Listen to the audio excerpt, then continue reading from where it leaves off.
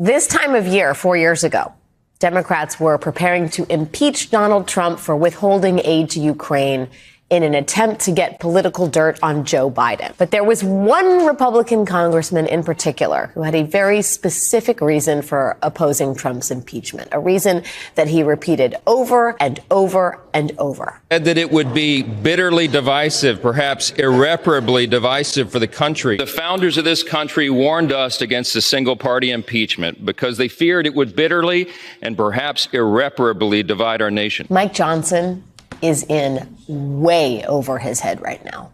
Oh, that's gonna hurt! Mike, Mickey, don't you know the internet is forever? That your words and weird things like the fact that you're an adult who's never had a bank account would come back to haunt you one day. No, but I have to ask you this because there's been so much made about it. Vanity Fair says this. What's up with Mike Johnson's very shady seeming financial disclosures? They say you've never reported a bank account or an asset on a financial disclosure form going back to 2016. Can you clear that up for us? Yes, look, I'm a man of modest means, okay? I was a lawyer, but I did constitutional law, and most of my career I spent in the nonprofit sector. We have 4 kids, 5 now, that are very active, and I have kids in graduate school, law school, undergraduate. We have a lot of expenses, but I can relate to everybody else. As this week draws to a close, in which we were blessed with some next-level Freudian slips from Republicans. This has been, I think, the most transparent, political some extra long pauses. Basically doing through Hunter Biden was allowing Hunter Biden to get these deals where there's no discernible actual product being produced. So it's really just peddling of the influence Okay, Gary, Hunter Biden's business. Given that answer, you just said yes or no here. Can Republicans prove all that? And some grade A trolling from Democrats. Because there's no evidence on Joe Biden. The only thing they have uncovered is that Joe Biden is the father of Hunter Biden. That's it.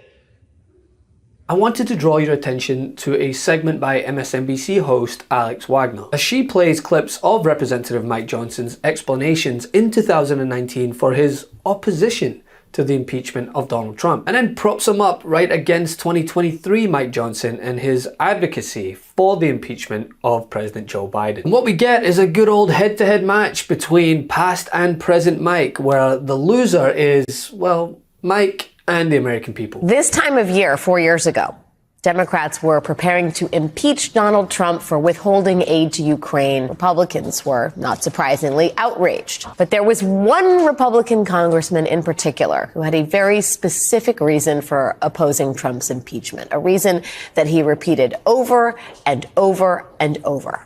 The founding fathers, the founders of this country, warned against single-party impeachment. They said that it would be bitterly divisive, perhaps irreparably divisive for the country. The founders of this country warned us against a single-party impeachment because they feared it would bitterly and perhaps irreparably divide our nation. The founders of this country warned against a single-party impeachment. You know why? You guys know why. Because they feared it would bitterly and perhaps irreparably divide our nation. The founding fathers warned us. I mean, they feared a single-party impeachment. They knew that it would bitterly divide the country. It might be irreparable damage. Founding fathers warned us, no single-party impeachments. If an impeachment isn't bipartisan, it should not happen. So spoke the founding fathers. And that was the message from Louisiana Congressman Mike Johnson. And Congressman Johnson was especially concerned about an impeachment happening the December before an election year. If you don't like the president, he goes on the ballot again after 4 years. We have an election in 11 months. Let the people decide this. Today, we are once again 11 months out from a presidential election. And Speaker Mike Johnson has decided that he wants to go ahead with a single-party impeachment of the sitting president. The impeachment inquiry is necessary now, as Whip Emmer just explained, because we've come to this impasse. The White House is impeding that investigation now. They're not allowing witnesses to come forward and thousands of pages of documents. So we have no choice. They have no choice. The White House isn't providing enough documents or witnesses, so the impeachment, it just has to go forward. I wonder what 2019 Mike Johnson would have to say about that. The Democrats could and should have just simply gone a few blocks away to a federal court to get an expedited court order compelling the extra documents and information they requested. That's what's always been done in the past. But they didn't do that here because these Democrats don't have time for it. They are trying to meet their own arbitrary, completely reckless, and Machiavellian timeline to take down a president that they loathe. Mike Johnson is in way over his head right now. You know, this isn't the first time that the new Republican Speaker has found himself in hot water over his past comments. In fact, there is a long list of past remarks, the length of a CVS receipt. Any issue under the sun. I said, well, go pick up a Bible off your shelf and read it. That's my worldview. You heard that right. The Bible doesn't just inform his worldview, it is his worldview. Prior to his election to Congress in 2016, Johnson spent nearly 2 decades working for the hard-right conservative legal activist group, the Alliance Defending Freedom.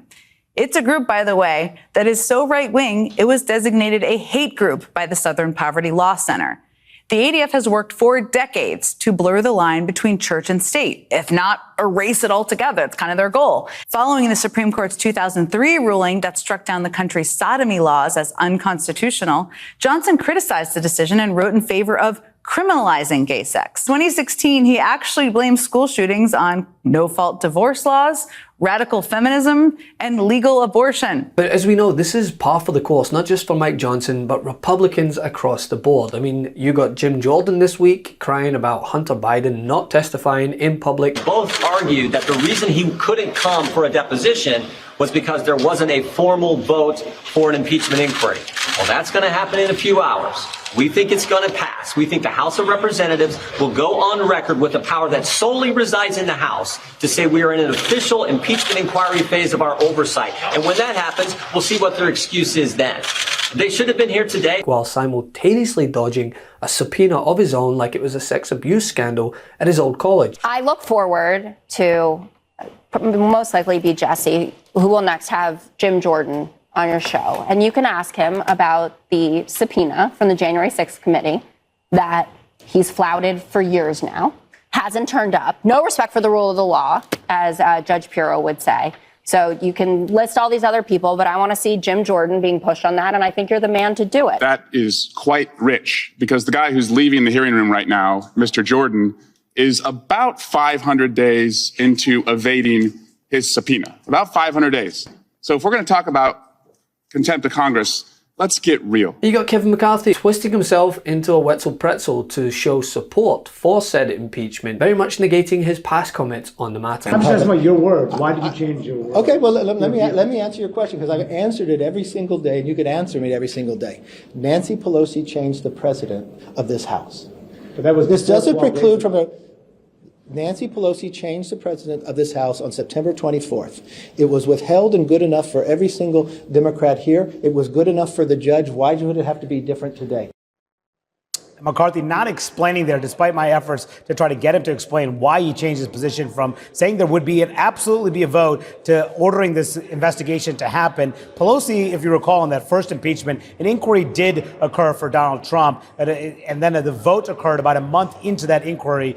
But in the second impeachment, which is, of course, had to do with the January 6th attack, there was no investigation at all. They impeached him about a week after the January 6th attack. But McCarthy there, again, not explaining his decision. But hypocrisy, as we know, is the lifeblood of the GOP. And as Democrats have pointed out, especially this week, it's all a means to appease Donald Trump, no matter how much they contradict their own beliefs. Effectively, what we saw is that the extreme MAGA Republicans in the House were ordered by an organized crime boss. Trump says jump.